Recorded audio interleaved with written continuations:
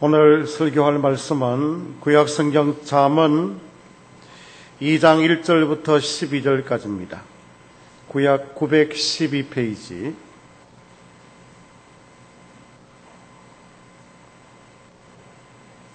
잠언 2장 1절부터 9절까지는 제가 읽고 10절, 11절, 12절은 같이 읽겠습니다.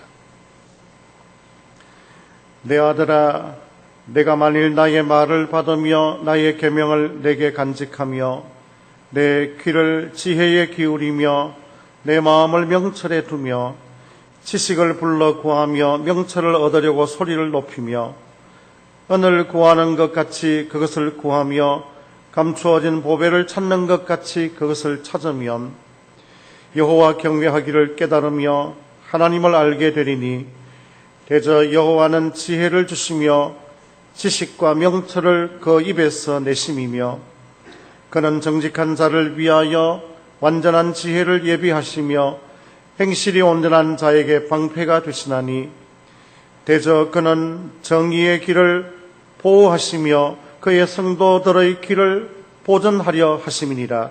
그런즉 내가 공의와 정의와 정직 곧 모든 선한 길을 깨달을 것이라. 다 같이요. 곧 지혜가 내 마음에 들어가며 지식이 내 영혼을 즐겁게 할 것이요 근신이 너를 지키며 명철이 너를 보호하여 악한 자의 길과 패역을 말하는 자에게서 건져 내리라. 아멘. 오늘 예배에 오신 여러분들을 주님의 이름으로 환영하며 무더운 계절을 지나는 동안 또 남은 인생을 살아가는 동안 말씀을 붙들고 지혜롭게 선택하며 걸어가는 그런 여러분들이 다 되시기를 주님의 이름으로 축복합니다. 아멘. 오늘 예배에 참여한 우리 모두 앞에는 두 길이 있습니다.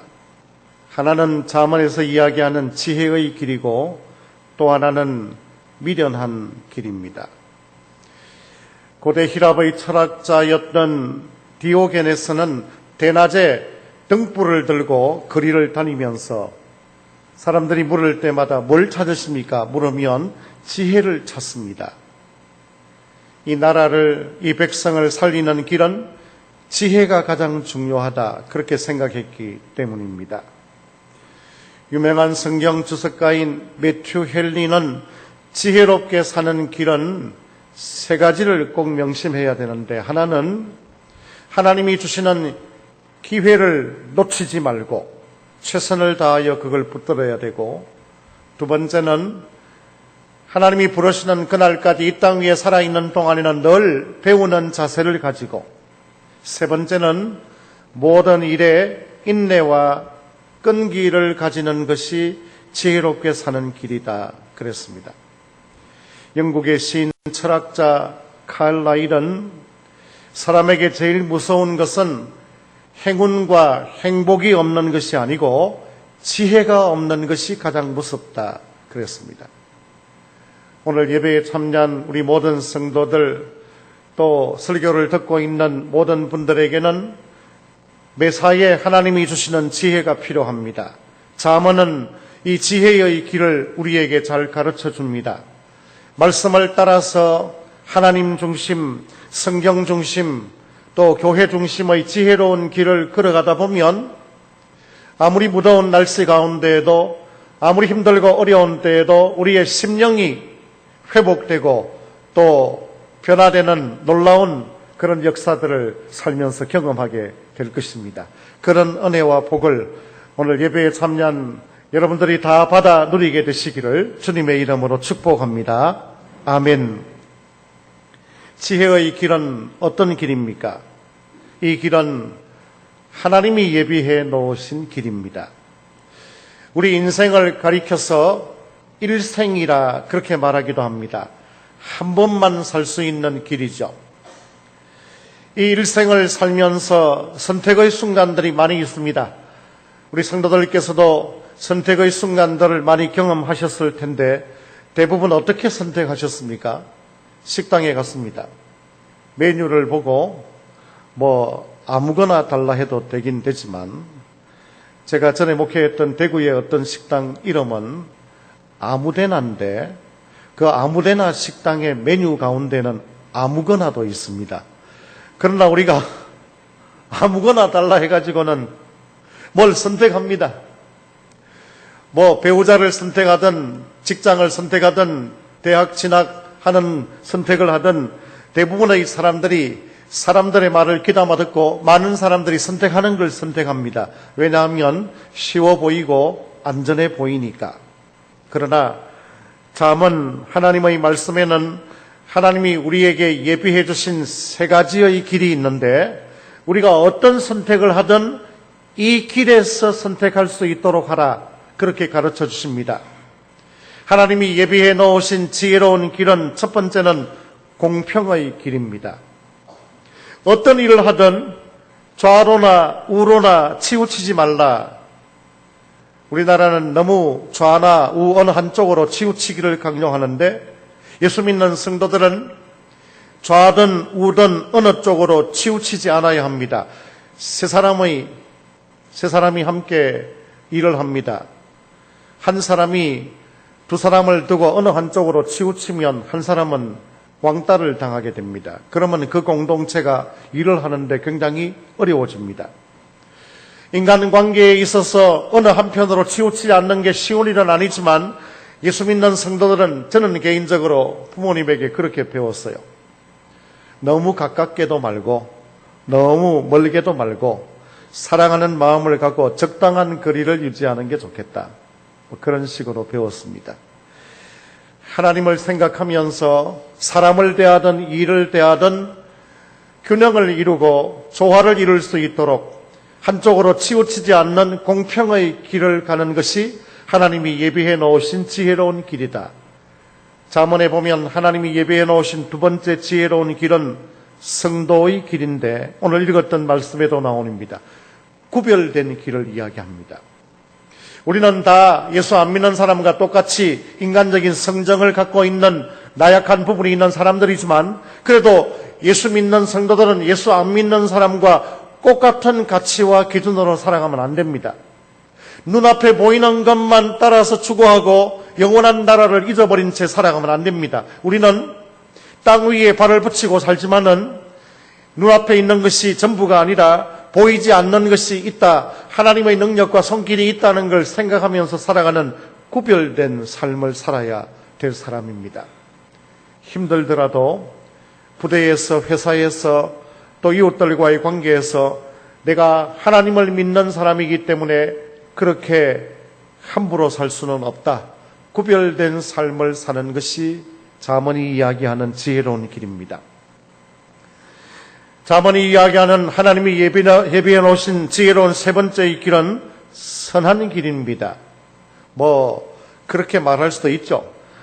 특별히 선한 사람이 어디 있나. 틀어서 한 번 틀면 안 나오지만은 두 번, 세 번 틀면 먼지 안 나는 사람이 어디 있나. 그 말이 틀린 건 아닙니다만은 그래도 여러분 분명히 알아야 합니다. 선한 길도 있고 선한 사람도 있지만 악한 길도 있고 악한 사람도 있습니다. 내가 예수 믿는 사람이지만은 내가 하는 말과 행동 중에 어떤 때에는 선할 수도 있고 어떤 때는 악할 수도 있는 겁니다. 선한 길에 거하면 하나님께 영광을 돌리게 되지만은 악한 길을 따라 악한 모습으로 살아가면 아무리 예수를 믿고 예배에 참여하고 교회에 출석한다 할지라도 하나님께 영광 돌릴 수 없습니다. 두 길이 있습니다. 선한 길과 악한 길입니다.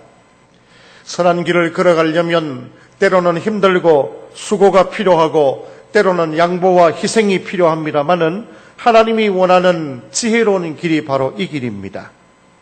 공평의 길, 성도의 길, 선한 길을 하나님이 예비해 놓으셨는데 이 길 가기가 쉽지 않지만은 힘들더라도 제가 이런 길을 말씀에 따라서 가고 싶습니다. 그런 분들에게 주시는 예수님의 위로의 말씀이 있습니다. 마태복음 7장 13절과 14절에 보면 좁은 문으로 들어가라. 멸망으로 인도하는 문은 크고 그 길이 넓어 그리로 들어가는 자가 많고 생명으로 인도하는 문은 좁고 길이 협착하여 찾는 자가 적으니라. 공평의 길, 성도의 길, 선한 길, 하나님이 예비해 놓으신 지혜로운 길을 가는 것이 좁은 길이고 힘든 길입니다마는 이 길을 가야만 예수 믿는 성도의 영혼이 기쁠 수 있고 이 길을 가야만 하나님의 형상을 닮아가는 우리의 모습이 성숙해 갈 수 있습니다. 지혜로운 길은 하나님이 예비해 놓으신 길인 줄로 알고 힘들더라도 공평의 길, 성도의 길, 선한 길을 따라 살아가는 우리 성도들이 되시기를 주님의 이름으로 축복합니다. 아멘. 이 지혜로운 하나님이 예비해 놓으신 길은 하나님의 보호와 도우심이 약속된 길입니다. 세상에 일어나는 여러 가지 일들, 우리 마음 가운데 일어나는 상태들을 부정적으로 표현하는 그런 단어에는 불자가 많이 들어갑니다. 어떤 종교를 제가 이야기하는 건 아니에요. 불자라고. 불자가 많이 들어가는데 불평, 불안, 불투명, 불확실, 불신, 불만, 불공평. 너무 이런 것들이 세상에 만연하기 때문에 사람들이 이런 문제를 좀 해소해 보려고 찾는 게 있습니다. 이게 미래가 너무 불안한 거예요. 이 일이 잘 될는지 안 될는지, 이번 선거가 어떻게 될는지.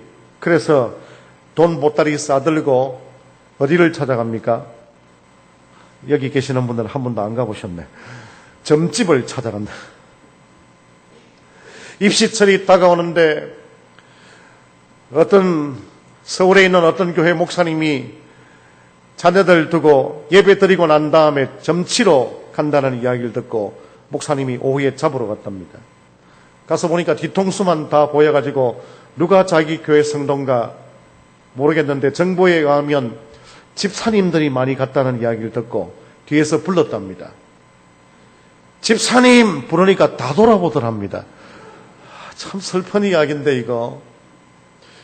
여러분, 용한 점쟁이는 뭐가 용하냐 하면 점치러 온 사람의 그 정보와 과거에 대한 자료 수집이 용합니다. 미리 스파이를 딱 숨겨놓고 미리 그 사람에 대해서 조사해가지고 마치 안 듣고 안 보고도 아는 것처럼 하는데 용해요. 다 이게 헛겁니다. 요즘 좀 불편하신 데가 있죠. 그건 나도 할 줄 압니다. 나도 합니다. 올해 들어가지고 일이 잘 안 풀리는 게 있죠. 그건 나도 할 줄 압니다. 점치는데 그거 소용없는 일입니다. 그렇다고 그래서 불평, 불만, 불안이 안 없어집니다. 어떤 사람들은 운동에 중독된 사람도 있고요. 일에 중독된 사람도 있고요. 대한민국의 또 모든 아이들은 스마트폰에 중독이 돼요. 옛날에는 꽃감 준다고 그러면 울음을 그치고 순경 온다고 그러면 울음을 그쳤는데 요즘 애들은 스마트폰 줄게 그러면 울음을 그친다고 그러죠. 이거 참 중독입니다. 소용없습니다, 이거. 좀 뭔가 새로운 말씀이 있나, 목사님에게 못 들어본 말이 있나, 참 신기하다. 그래서 가만히 들어보니까 성경을 도해를 한다고 그림을 그리고 내가 기도하고 또 내가 생각해 보니까 네 생각이 나더라고. 새로운 천지를 이야기하는 것 같은 이 이단에 빠지면 망합니다, 이게. 점을 쳐도 중독돼도 이단 속에 들어가도 속 시원한 답이 없는데 하나님께서는 이 불자가 많은 이 세상에 가장 확실하고 정확한 답을 주고 계십니다. 하나님을 의지하는 자에게는 그분이 우리의 방패와 도움과 보호가 되어 주시겠다. 그렇게 약속하셨습니다. 할렐루야. 아멘. 지혜의 길을 예비하시는 그 하나님 안에는 보호와 도우심이 약속되어 있습니다. 성도라 할지라도 믿음이 흔들리는 순간들이 신앙생활 하다 보면 종종 나타날 때가 있습니다. 특별히 오랜 기간 동안 건강이 약해지거나 어떤 일들을 생각하면 오랜 기간 동안 마음이 불편하거나 또 사랑하는 사람이 갑자기 죽음을 당하거나 힘들고 어려운 불안한 일을 당할 때가 있습니다. 하나님이 과연 나를 보호하시고 도우시나 의심이 되는 순간이 있습니다. 그때 꼭 기억할 성경 구절을 두고 소개해드립니다. 갈라디아서 6장 9절에 보면 우리가 선을 행하되 낙심하지 말지니 포기하지 아니하면 때가 이름에 거두리라.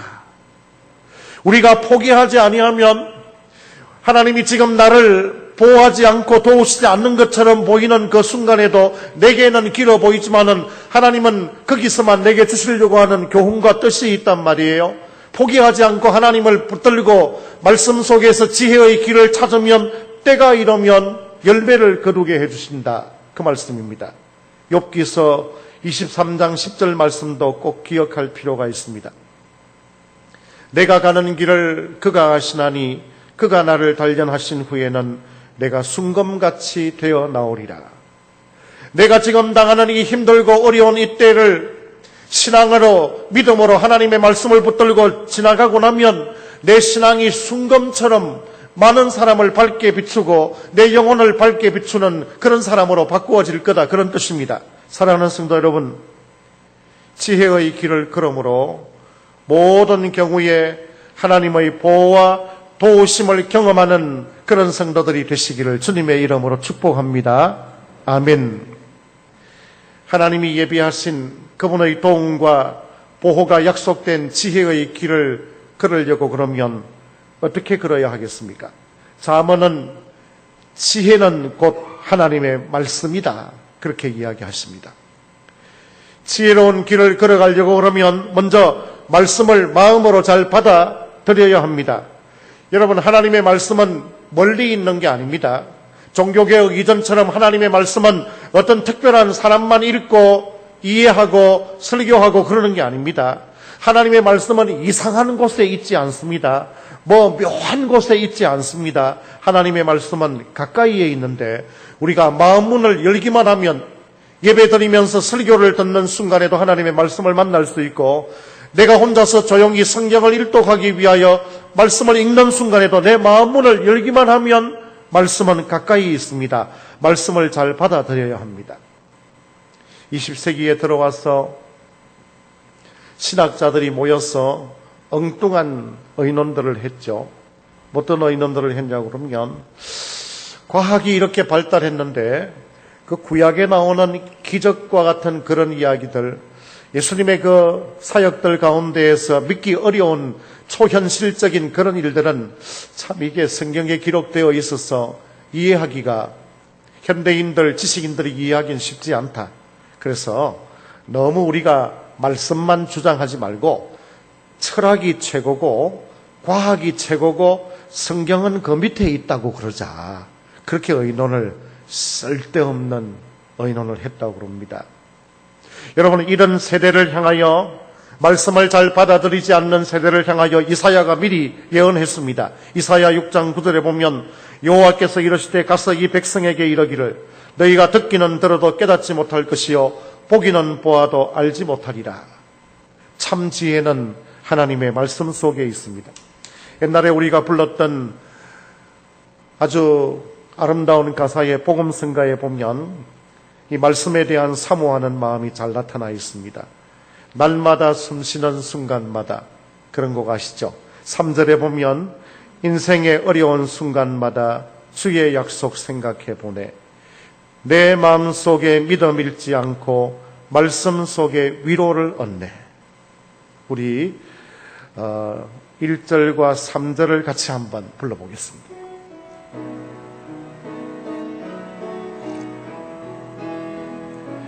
날마다 숨쉬는 순간마다 그대 앞에 어려운 일 보내 주님 앞에 이 몸을 맡길 때 슬픔 없네 두려움 없네 주님의 교답이 손길 항상 좋은 것 주시도다 사랑스레 아픔과 기쁨을 수고와 인생의 어려운 순간마다 인생의 어려운 순간마다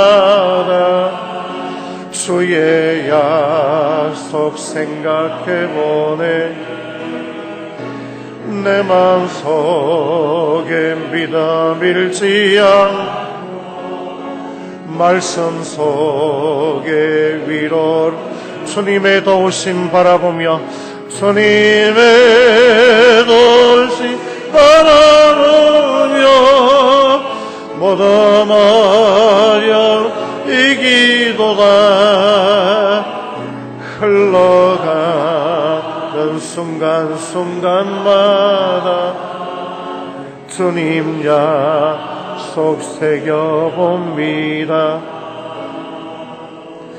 말씀을 잘 받아들이는 것이 지혜로운 길을 걷는 거고, 지혜로운 길을 걸으려면 말씀을 우리 마음속에 간직하기도 해야 됩니다.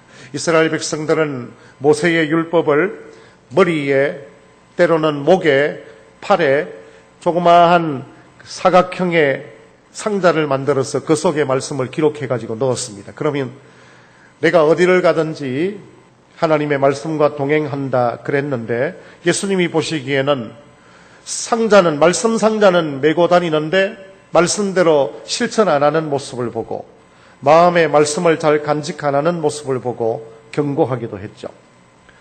실제로 그런 일이 있었는지 모르겠지만은 이스라엘 백성들은, 율법을 소중하게 여기는 사람들은 그랬다고 그럽니다. 이게 말씀을 머리에 매달았잖아요. 목에도 상자를 매달고 팔에도 매달면서 그 말씀 상자 속에는 미워하지 말라, 싸우지 말라, 도적질하지 말라 그랬는데, 미워하거나 싸움하거나 도적질할 때는 상자를 끌려가지고 호주머니 넣고, 일 다 끝나고 난 다음 다시 대고, 그래가지고 되겠습니까? 이게 뭡니까 이게? 여러분, 말씀은 마음에 간직해야 되는데, 말씀을 마음에 간직하는데 두 가지 좋은 방법이 있습니다. 꼭 필요합니다. 하나는 말씀을 암송하는 겁니다. 글자 그대로 다 암송 못해도 괜찮아요. 어떤 성경 몇 장 몇 절에 이런 내용이 있다는 걸 내가 마음에 간직하고 있으면 위기의 순간, 지혜롭게 선택해야 될 순간 내 마음속에 간직하고 있는 그 말씀이 튀어나오는 거예요. 그래서 지혜롭게 말씀 따라 선택할 수 있게 됩니다. 또 말씀을 마음에 간직하는 좋은 방법은 우리의 마음밭을, 마음의 토양을 말씀 받아들이기 좋도록 준비하는 거예요. 주일날 목사의 설교를 예배 시간에 은혜 받으려고 그러면 일주일 동안 말씀으로 마음을 잘 다스려서 옥토와 같이 준비하는 것입니다. 말씀을 마음에 간직한 사람에게 주시는 하나님의 약속이 있습니다. 오늘 읽었던 말씀 바로 뒤에 나옵니다. 잠언 3장 1절과 2절.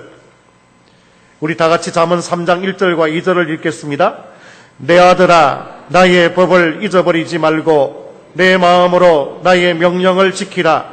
그리하면 그것이 내가 장수하여 많은 해를 누리게 하며 평강을 더하게 하리라. 아멘.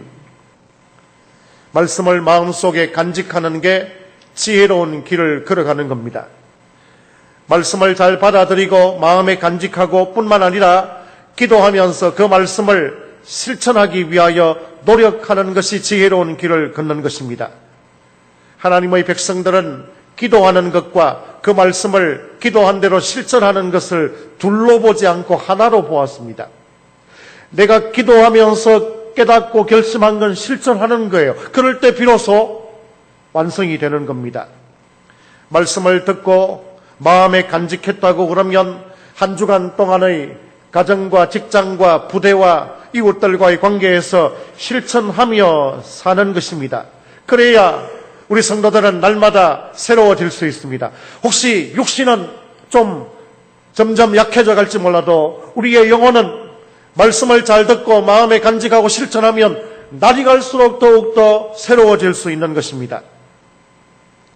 예수님께서는 말씀을 듣기만 하고 실천이 없는 사람을 향하여 마태복음 15장 8절과 9절에 경고하십니다. 이 백성이 입술로는 나를 공경하되 마음은 내게서 멀도다. 사람의 계명으로 교훈을 삼아 가르치니 나를 헛되이 경배하는도다. 말씀을 읽기는 읽었는데 설교는 말씀과는 전혀 상관없는 정치, 경제, 또 세계 정세에 돌아가는 이야기, 그런 것 해가지고는 안 됩니다.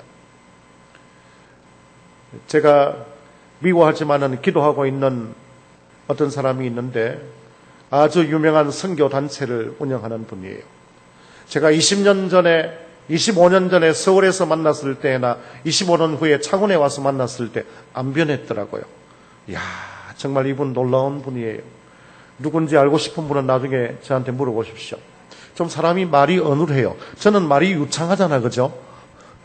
별로 안 웃으시네요.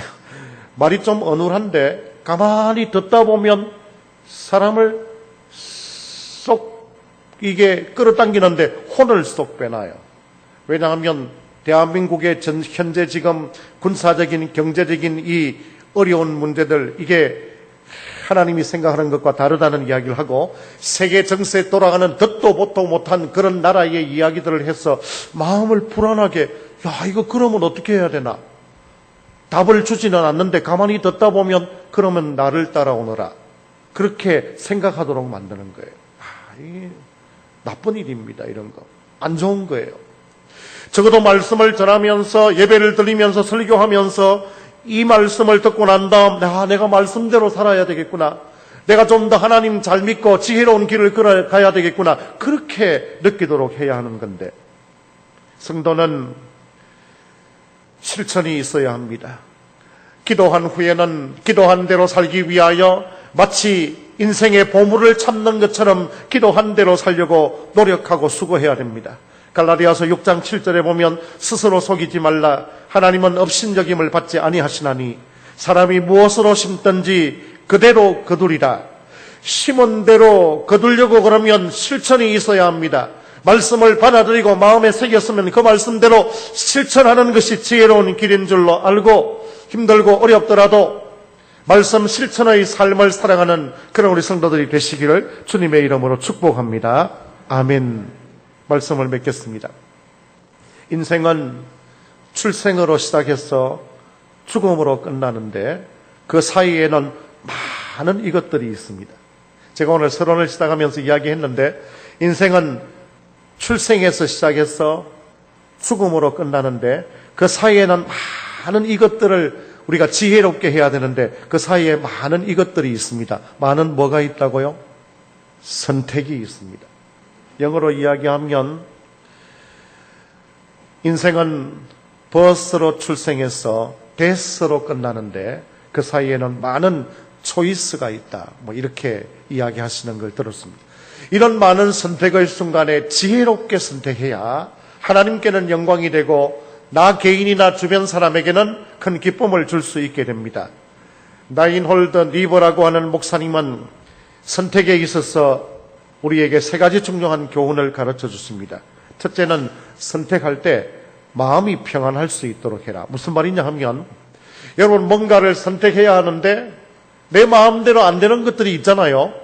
꼭 하고 싶은데 안 되는 일이 있죠. 그때는 하나님의 뜻대로 될 줄로 믿고 포기할 줄 아는, 그러므로 마음의 평안을 누리는 거예요. 바꿀 수 없는 것에 대해서는 받아들일 수 있는 평안을 주시옵소서. 그렇게 기도했고, 두 번째는 바꿀 수 있는 것은 바꾸는 용기를 주십시오. 예배 시간에 5분 넣는 거, 그건 우리가 바꿀 수 있습니다.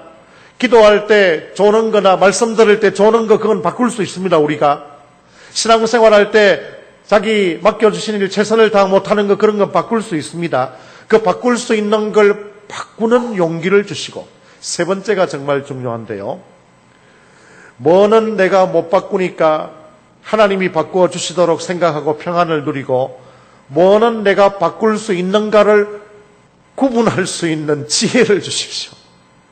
여러분, 못 바꾸는 걸 바꾸려고 사람이 잘 바뀝니까? 부부간에 서로 바꾸려고 그러다가 화병 나고 그러지 말고, 인간 바꾸는 건 힘들구나.